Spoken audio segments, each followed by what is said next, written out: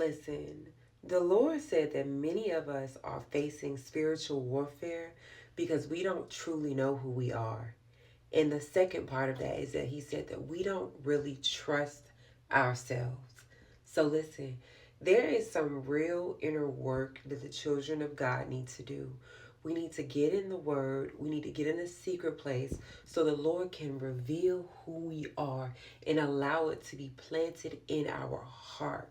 Because it's one thing to say affirmations, it's one thing to say who you believe your God to be, but there is another thing to believe it through and through when you're in the face of evil, when you're in the face of fear, when you're in the face of rejection and frustration and anger and heartbreak. You have to understand who you are in God, in season and out of season, on your best day and your worst day. It never changes. God needs us to have a firm foundation in Him, be anchored in Him. And once we get that anchor in Him, we have to trust ourselves in the way that we move, moving confidently and not allowing the enemy to make us second guess who we said we are or second guess what we know we believe that God has spoken to us. Listen, we cannot continue to be knocked off of our rocker.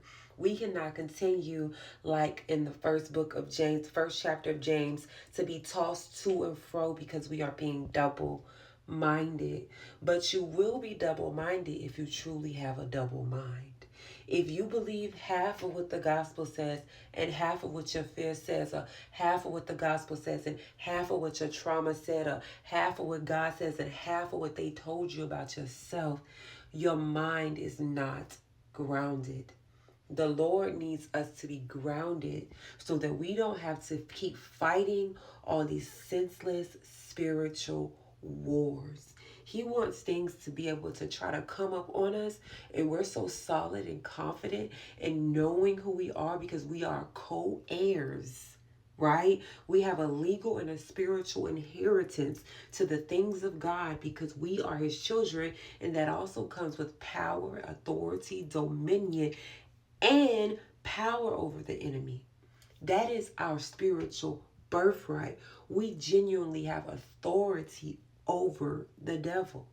Okay? God needs us to understand this. And it's one thing for me to tell you, but we got to get deeper in our word, you guys, truly affirming and making sure that we lock that affirmation in with our works in all seasons. Okay? So, peace and blessings. I pray this message finds you well. Like and follow me for more.